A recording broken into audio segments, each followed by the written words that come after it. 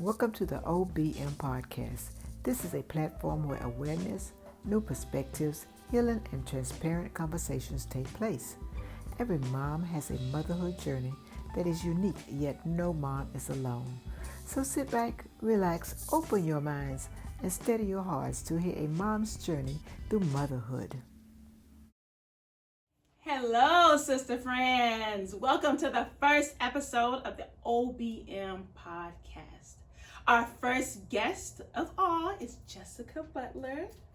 We are so glad to have her, but before we get started, let's go. Jessica, can you tell us a little bit about yourself? Sure. Well, thanks for having me. I'm so super excited for you. So a little bit about me. It's so funny because just asking that question, sometimes I'm like, I don't know, without, relating it to my role as a wife and a mom.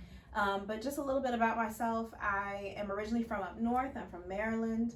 I grew up in a two-parent household, an older sister, very traditional kind of upbringing, I guess you could say. Now I live in Tampa, Florida with my husband. We have, between the two of us, 5 kids, 3 under one roof and 2 biological. So it's busy for sure, but I love it. My husband is a worship leader. He works full-time for our church. I work from home as a healthcare recruiter, and it's lovely. I love it. You know what I mean? It's very different from what I experienced growing up. I was around the corner from both sets of grandparents, and family was huge, and now we're down here without family, and it's different. So it really caused me to really build a village, you know what I mean? And I love my village. I'm very biased, but I always say I have the best, but that's just a little bit about myself. Yeah. Okay, awesome. So let's go ahead and begin even more. Let's dig into what OBM is really about, Open Book Moms. And I thank you for being so open, because this first question goes straight into it. Tell us about your mothering journey, your journey into motherhood. My journey was, I used to say unconventional, but the more I talk to moms, I'm like, it's pretty conventional. You know what I mean? It was very different from what I saw growing up, but it's my journey. I met my husband really right out of college. He already had 3 kids. I was never married, never had kids. And so I kind of got pushed into that role of mom. Albeit we weren't married yet, so, really had no responsibilities to these kids. But once you say that you want to be with the parent, it's a package deal. Right. So I always say that, my bonus kids they were my wedding gifts. So the day I got married, I had 3 wedding gifts. They were literally named in my vows, because I realized I wasn't just making this commitment to him, but to all of us.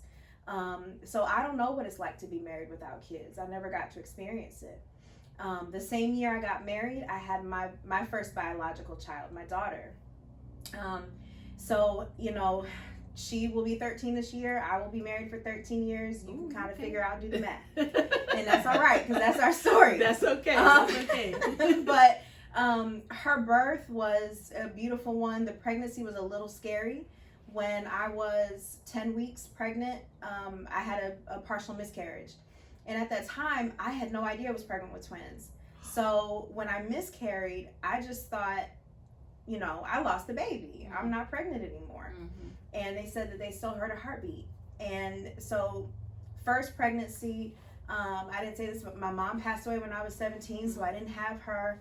It was scary. It was downright terrifying. And so when she came and she was healthy, and, it was a beautiful experience. It was your typical in the hospital with the epidural. I think in hindsight, I would have loved to experience a home birth and natural birth, but it was our experience that we had together, and I loved it. And then after her, I got pregnant with my son 4 years later, and his pregnancy was a rough one. I mean, rough. A lot of things happened. A lot of changes in my body occurred that I was not expecting or prepared for. And my doctor at the time was trying to put me on bed rest. And I was like, are you going to pay these bills?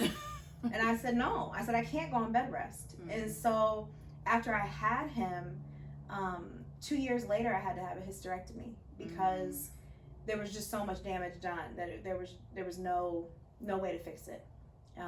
So our family is done, 5 kids, and we're done.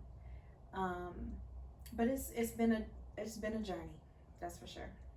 Okay, well, 5 kids is a nice number. I know when I was growing up, I said I wanted 5 kids. Things have changed, but that's okay. That's all right. There's still time. No.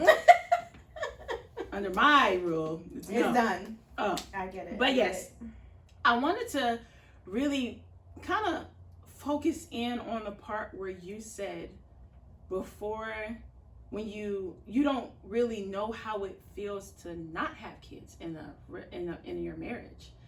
And so you started off with having 3 kids before you actually had your own biological children. Tell us how was that for you, like mentally, emotionally? How did you deal with that? How did you kind of come to terms with that truth? It was rough. I'm the baby of the family, and so can be a little selfish, and you can't do that. You know what I mean? And that was a hard learned lesson for me. It was an instant family. And so, mind you, I'm 22 years old, and I'm dating a man that has a 4, 3, and 1-year-old. And it's not about what I want to do. It's not about where I want to go. You know, I would still see on social media my friends still going out and hanging out and doing whatever. And I'm over here like, we got the kids this weekend. Mm-hmm. And, you know, can't go and do what I used to do. Mm-hmm. And so that was difficult, you know.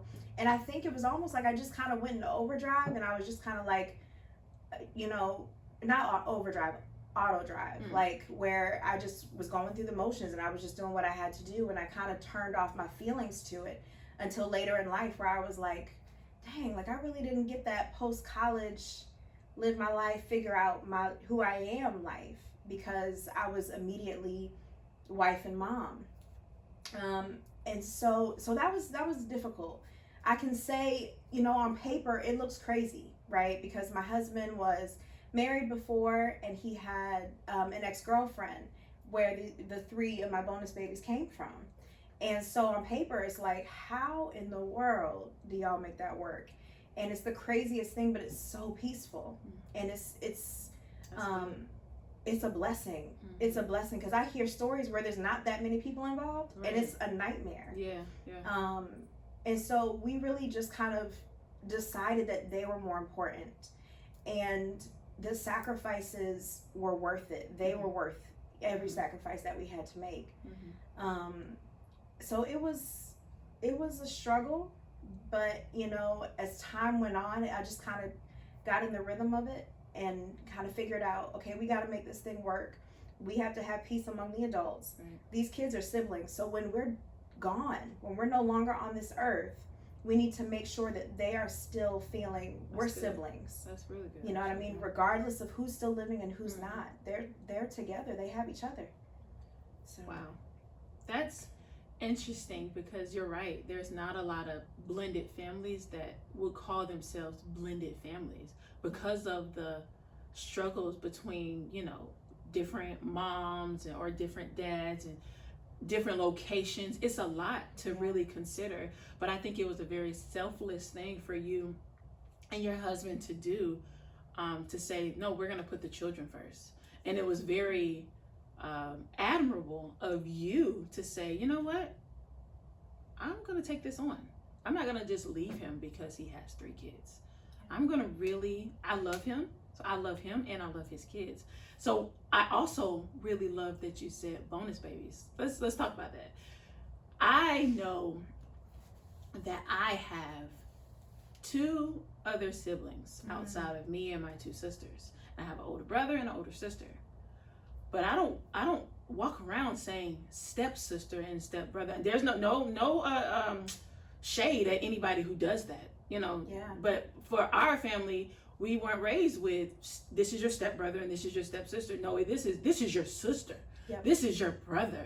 So I really love that I get to talk to someone like you that says, no, these are not my stepkids. These are my bonus babies. Yeah. And I really think that your kids are benefiting from that, because how you and your husband are handling this has shaped their minds, has shaped their view of what this really should look like. Yeah.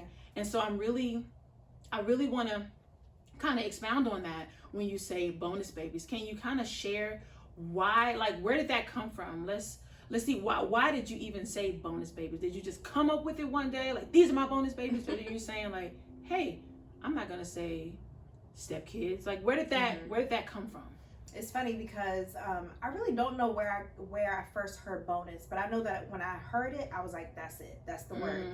And to be honest, I don't even really say that much unless I'm like explaining it like in this type of a setting or something like that. They're just my kids. But early on in life, I can remember talking with my mother and like us watching just TV or something like that, and somebody would say something about stepkids or stepmom, and she would say, I hate that word, like it's so cold and it's so distant. And she was like, how can somebody stand there and say, these are my kids and these are my stepkids? Why do you need to differentiate? No, these are your kids.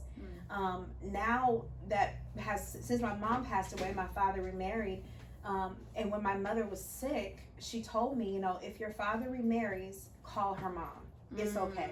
Wow. And so that stuck with me.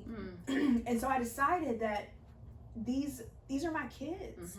I'm not in a position where I'm trying to replace anybody. Praise God, their mothers are still living. They're still with them, and they're very present in their lives. That's awesome. So I'm not here to replace either one of them. That's a good mindset. Yeah. I come alongside of them to help them out, but at the end of the day, those are their biological children. We respect them. We don't talk ill about them in our house. That's good. And you're not going to disrespect your mother in my house or in my presence. That's how we run our show. That's just, I don't know. It works. You know what I mean? And it's funny because I was talking with my now 12-year-old daughter, and I asked her, I said, when you're explaining your siblings to other people, do you call them your half siblings? Like, what do you? And she was like, no. Why would I? No. Strange to her. Yeah. To even say that. Yeah. I was like, oh, perfect. That's I said, awesome. job well done then. I can pat myself on the back because that's what I want to happen. You know what I mean? It's so funny because when they were small growing up, we would always have the two oldest with us every single weekend.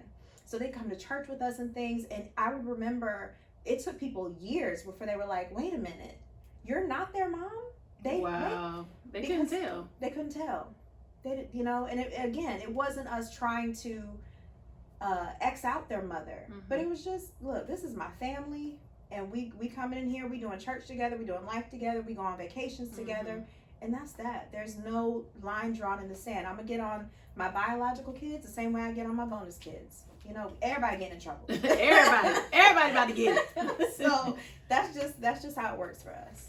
Wow, that's I'm sure that other mothers can. So there's some moms out there that can relate to this story, because we do have individuals, single people that have kids, and for you to say, hey, you know, I'm not going to run away from him because he has kids, was I'm sure they're encouraged by that, because some people run away from that quickly. Yeah. But for you to say, no, this is my man. This is my man's. And my kids. And I love that. I love that. So, as I stated, there are definitely moms looking. I know that can relate to your story. What is something that you would like to say to them if they were really trying to figure out if they wanted to, and it's a two-part question, if they were dating somebody that had kids, what kind of advice would you give them? Know that you know that God is telling you that's who you're supposed to be with. Because if you push yourself into a position that you're not supposed to be in, you're going to cause more damage than do good. And not only for the person that you're courting, but to those kids. And they didn't ask for that. You know, I keep your musty self out. You know what I mean? So I would say that, but I would also say there's really three things. One, if you decide that you also want to have kids and you know, in which case your child would have siblings that were there before you entered the picture. Look for opportunities to involve them, to include them. For us, we don't take family pictures unless we have all the kids together. At no point in time will they walk in the house and look at a posed professional family picture and say, where was I? Because they're in the picture. Wow. The other thing that I would say is, like I was talking about sacrifices. Man, when I tell you Holy Spirit had to deal with me on this one, because I can honestly say I was very selfish. As the baby of the family, we didn't really want for anything, and I knew, like, I'm the baby of the family on both sides of the family. There were no cousins until the cousins started having kids, you know what I mean? Okay. And so Holy Spirit literally said to me, your sacrifices are not sacrifices, they're investments. Wow. And so it was basically like, if you want to reap that harvest, if you want that return on investment to be huge, there's sacrifices you got to pour in, and it's not always going to feel good. If you're, you know, saving up money for a house or something, you have to sacrifice some things you want to do. Getting your hair done, getting your nails done, that's a sacrifice. It don't feel good in the moment, but the return on the investment that you make is so much bigger. It doesn't even matter. A house over some nails, come on. Lord. Help me, help me, please. So that was one thing I really had to digest and understand. Like, this is not sacrifice. This is an investment into them that will go on long after I'm here. And then the third thing I would say, it's really difficult sometimes being in a blended family when you are not the mother, the biological mother of all the kids. Because your opinion is not always going to count. You have to ask God when you should speak up and when you need to close your mouth. That goes for the adults in the situation and for the kids. Now that 3 and 4 year old little boy are now 17 and 18. And we don't agree with every decision that they make. And sometimes when God is like, shut your mouth, I got to go up to my room, scream in my pillow and say, God, protect him. Because I can't, it's a hard learned lesson. You got to learn. You know what I mean? And so I'm going to cover you in prayer as you make those decisions. I may not agree with it, and I may not have the authority to speak and say that I don't agree with it. That's hard. Wow. And it goes the same for sometimes my husband and the decision that he makes with their moms. I don't always agree. And sometimes he knows I don't agree. And it's either because I've said it or my face is saying it for me. The face. Right. It's the face, girl. But yeah, that's the biggest thing is Lord, tell me when I'm supposed to say something. And when I'm supposed to close my mouth. And then help me to keep my mouth closed. It's hard. Listen. It's hard. Man, we cannot tame the tongue. Okay? That thing right there is hard. Yes. But I'm sure there is a reward once you say, God, you told me to be quiet. I'm going to watch you work in my children. Like, tell us what benefits have you seen with those 3 things that you have done and that you've decided to do? What are some benefits that you see in your children? I know that you said Justice, right? Yes. You asked her one day, do you go out saying have siblings? She was like, no, She was looking like, kind of mess. Why would you ask me that, Mama? Literally. What benefits do you see because of your obedience, because of your willingness to hear from God, even to start dating and marrying your husband? What talk to us about the benefits, if you can. The number one I would say is the kids. They have such a tight bond. Like I said, 3 are in my house. One is in Orlando, one is in Fort Lauderdale, and their bond is so strong. We have a group text with the kids that is off the chain, but they have their own group text. Oh, good. And they keep in contact. They FaceTime.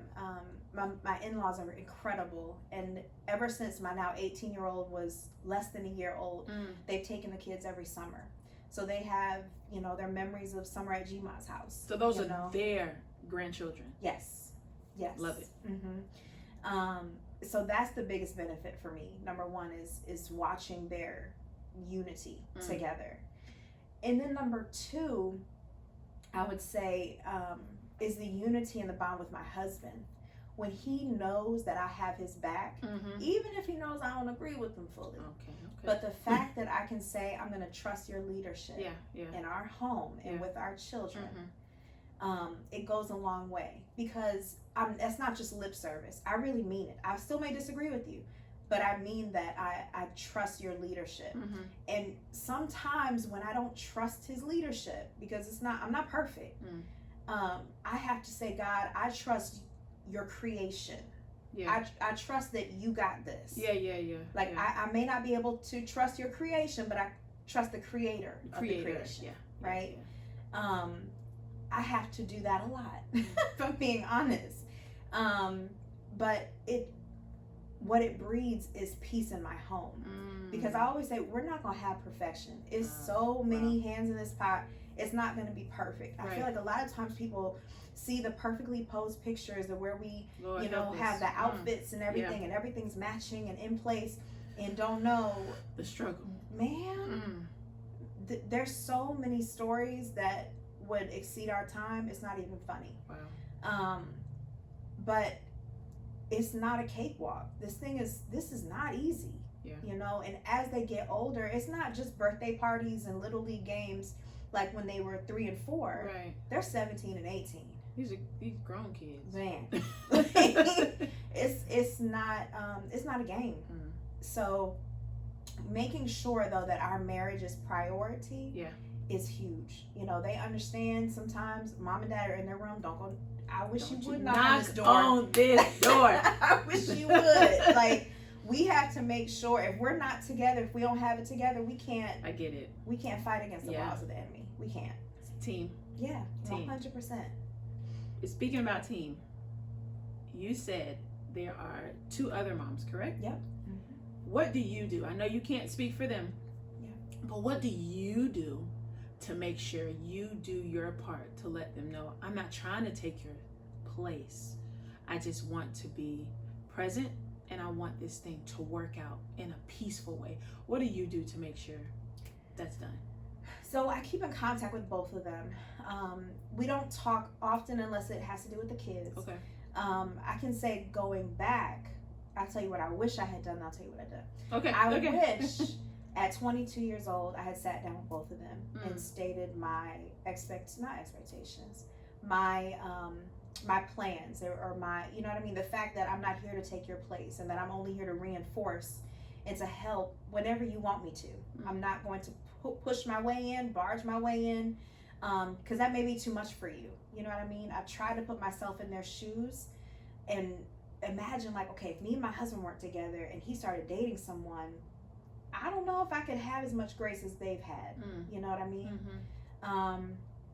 So I really wish that I had done that. Okay. What I do now, a lot of times, especially with our daughter in Fort Lauderdale, many times I've been the one to drive down to meet her mom, to pick her up. And I love her. We love each other. We hug each other. You know what I mean? There's no rivalry. There's nothing. You know what I mean? She has since remarried. Her husband and my husband get along great.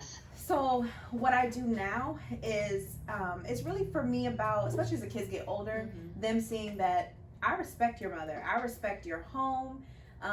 Even this past Christmas, my daughter in Fort Lauderdale wasn't with, well, I shouldn't say she wasn't with us. She wanted to stay at home with her mom and her dad down there. And so we're that cheesy family with the pajamas. And so I had bought pajamas and I was like, nah, we're not going to wear them. We're not taking the picture. She's not here. And that's really good. Yeah. And so my mom tried to take a picture and I was like, okay, you can post it to yours, but I don't want it. So yeah, but just making sure that they see that we love each other, that we respect each other. We see each other, we love on each other, we hug each other. If I have a question about something like, hey, I saw something being worn, is that okay? And if it's a no, okay, you heard what your mom said. Oh. You know what I mean? Good. That's really good. So yeah, so I'm not here to invent new rules. Obviously, different house, different rules, basic stuff, but their mothers are going to trump my card, and I'm okay with that. I'm alright with that. That's okay. Even I'm sorry, not to interrupt you.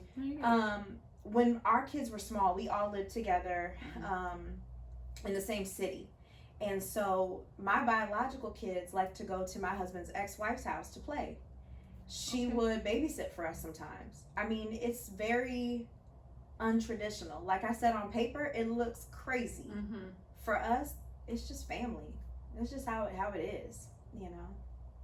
I love it. And I love that when people share their stories, other people can say, I am not alone in this. Yeah. Or they feel encouraged because other people are also going through the same thing. I think about my family. My father, outside of my mother, has 2 children. He has an ex-wife as well. But she has a daughter. So all in all, I would consider 6 of us. Right. So when people say, oh, who's that?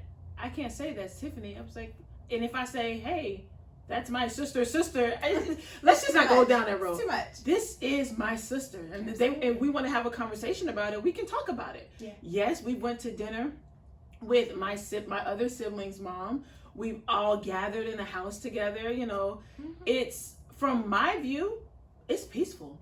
It's fine.